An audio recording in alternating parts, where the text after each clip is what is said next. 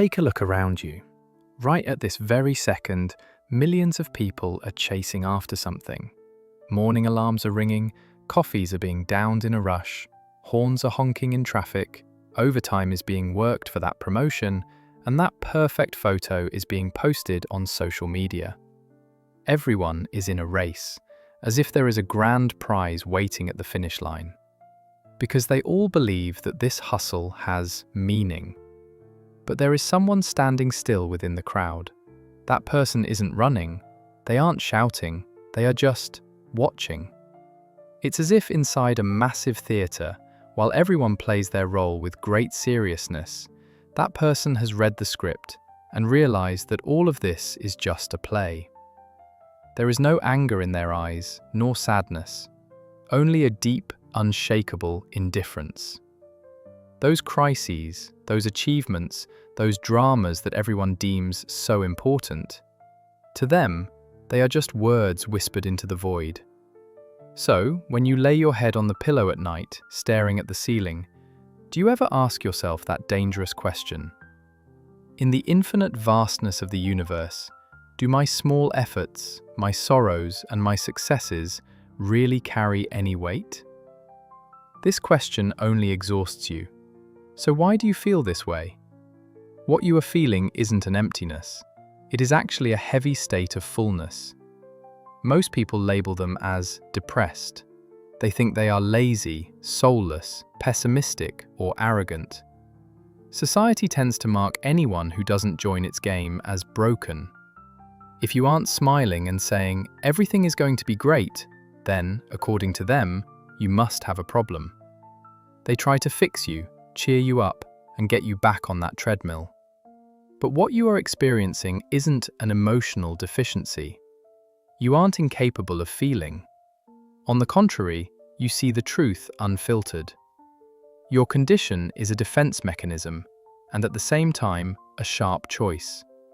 People want to believe that meaning exists inherently. You, however, have realized that meaning is a cover invented to suppress people's fears. They think you are cold.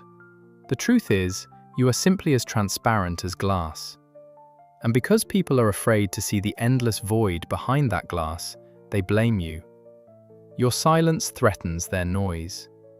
Because your very existence reminds them that their lives might just be a fiction too. Let's examine this through the architecture of the mind. In psychology, what you are feeling is often accompanied by the existential vacuum. Defined by Viktor Frankl, this is the state of not knowing what to do that arises when modern man loses his basic instincts and traditions no longer tell him how to act. But in your case, this vacuum is a space of awareness. You reject the ready-made prescriptions society offers you. Finish school, get a job, get married, have kids, retire, and die happy. This prescription tastes bland to you. You experience cognitive dissonance in your mind, because the things the world presents as important clash with the truth of meaninglessness you feel instinctively. And instead of resolving this conflict with fake harmony, you resolve it by rejecting it. Think of it like a theatre play. Most people are on stage, under the lights, reading their lines with passion. They want applause, they want to be loved by their co-stars. You, however, you are backstage. You see the wooden beams behind the scenery, the heavy makeup on the actors' faces, the fake moon and sun hanging by strings. While those on stage think they live in a magical world, you see the mechanism. Can someone who has seen the mechanism ever believe in the magic again? This is why you are silent. This invisibility is your shield. Because you know there is no point in running onto the stage and shouting, "Hey, these are all cardboard." So you watch. This isn't a detachment, this is an overdose of reality.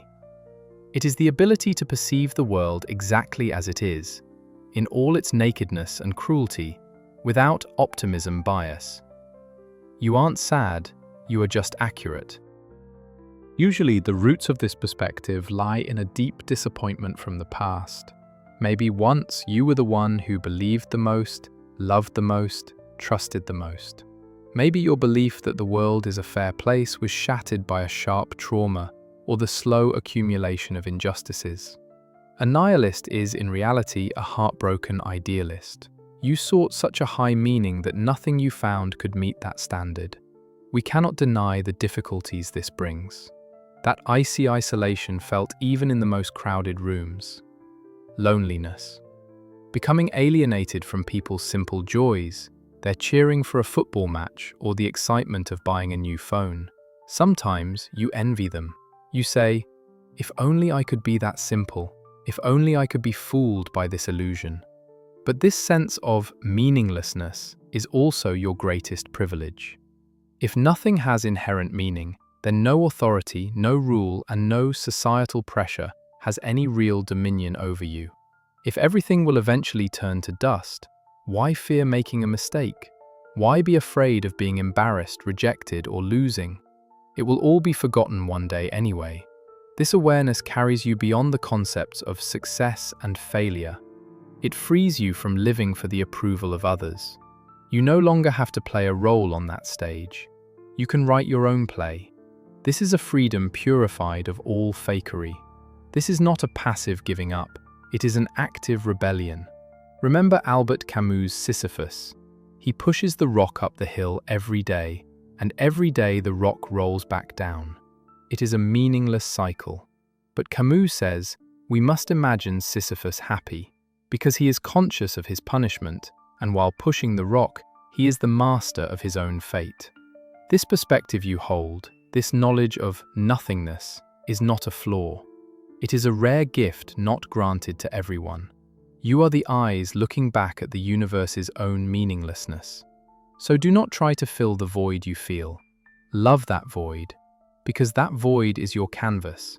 Since the universe offers you no meaning, it falls upon you to create it.